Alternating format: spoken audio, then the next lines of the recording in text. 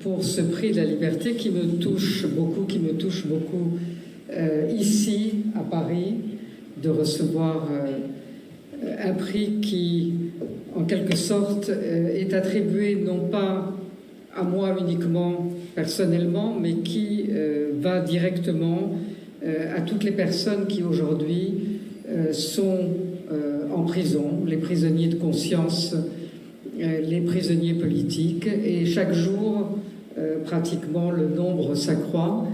Et c'est eux qui ont besoin d'avoir ce soutien moral qui est apporté aujourd'hui à travers ce prix. Ce prix va aussi à cette société civile qui manifeste maintenant depuis 319 jours, sans interruption, tous les jours, ces jeunes, moins jeunes, qui sont dans la rue pour témoigner du fait qu'ils tiennent à préserver cette démocratie qui est attaquée, qu'ils tiennent à préserver cette liberté qui est attaquée et l'indépendance. Parce que chez nous, en Géorgie, les trois sont étroitement liés. Il n'y a pas d'indépendance sans démocratie, il n'y a pas d'indépendance sans liberté et sans la défense des droits de l'homme. Et c'est tout ça qui aujourd'hui est attaqué. Vous avez rappelé mon parcours. Jamais je n'aurais pensé, au moment où j'ai été élue présidente de la Géorgie, que je me retrouverais quelques années plus tard, 7 ans plus tard, en train de représenter la Géorgie à l'extérieur, de défendre son indépendance, de défendre son cheminement européen, puisque tout ça était, sinon encore acquis, mais le chemin était tracé, j'étais là pour l'accélérer, pour y aider, et ce chemin a réellement été accéléré. Et si quelqu'un m'avait dit, voilà, dans quelques années, la Géorgie sera à 180 degrés de l'autre côté, en train de retomber dans la dépendance de la Russie, j'aurais dit, mais tout ça, c'est impossible, et je n'y crois pas. Hélas, les choses auxquelles on ne croit pas se produisent parfois, et nous sommes dans cette espèce de tragédie qui est en train de se dérouler sous nos yeux, où on voit se mettre en place tout le modèle russe, celui que la Russie a utilisé contre sa propre société civile, de façon très systématique, mais chez nous, de façon accélérée. Ce qui s'est passé en Russie pendant 6 ans ou 7 ans, s'est passé en Géorgie les 2 ou 3 dernières années. D'ailleurs, coïncidence ou pas, cela a commencé en même temps que la guerre en Ukraine. Et cette guerre en Ukraine, qui est une guerre militaire, est devenue en Géorgie une guerre hybride qui ne donne pas son nom, mais qui est une guerre qui est menée avec des instruments de la démocratie, la propagande, la manipulation des élections, la manipulation et progressivement la prise en main de toutes les institutions. Aujourd'hui, en Géorgie, il n'y a plus aucune institution qui puisse dire qu'elle est indépendante. Et cela a commencé, évidemment, avec la justice, puisque c'est par là qu'on contrôle davantage si on veut contrôler.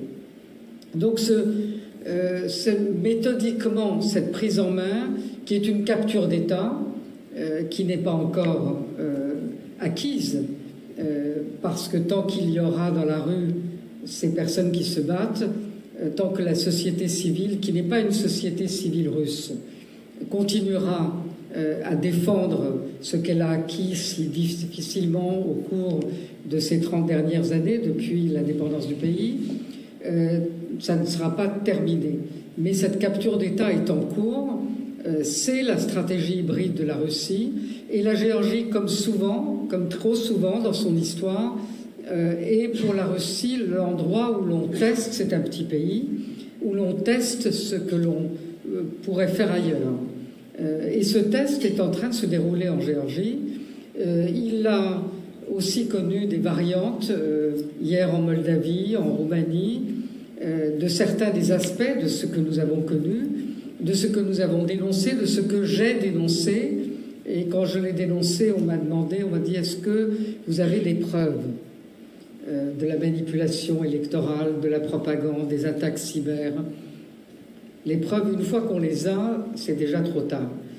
Et c'est quelque chose qui, aujourd'hui, devrait, bien davantage que ce n'est le cas, susciter l'intérêt, l'attention et la prudence de nos partenaires européens, parce que cette stratégie hybride qui est menée en Géorgie, qui est testée en Géorgie, elle n'a pas de frontières, à la différence de l'agression militaire que nous avons connue au cours des derniers siècles, et en particulier en 2008, que l'Ukraine a connue en 2014 puis en 2022.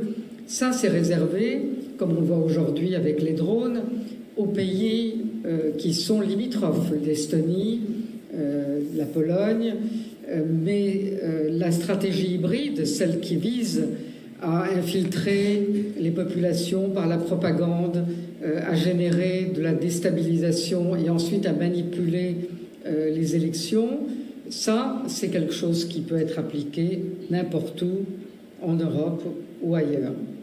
Et là-dessus, l'Europe, pour le moment, n'a pas de réponse. L'Europe regarde et aujourd'hui, et fort heureusement, c'est quelque chose qui est attendu depuis longtemps, fort heureusement, l'Europe pense à se réarmer, pense à comment soutenir l'agression militaire russe et comment aider l'Ukraine plus directement, plus efficacement. Mais pendant ce temps-là, elle oublie de mener la deuxième bataille qui est déjà commencée, par un chef de la Russie qui n'est pas un chef militaire, qui est un ancien, et il n'y a jamais d'ancien, chef de KGB. Donc pour lui, c'est beaucoup plus naturel, cette stratégie hybride. C'est quelque chose qu'il connaît, que ses services connaissent, et dans lequel il se sent parfaitement à l'aise. Et l'Europe est en train de perdre la domination qu'elle avait dans toutes les années précédentes s'agissant de ce qu'on appelle la soft power au profit de la Russie. Ça aussi, on ne l'aurait jamais imaginé. Depuis la fin de l'Union soviétique, on pensait que la propagande soviétique s'était terminée, que ça ne fonctionnerait plus jamais.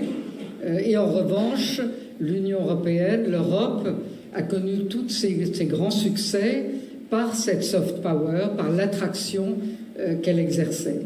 Et on voit les choses tout d'un coup s'inverser. Donc le moment est un moment grave.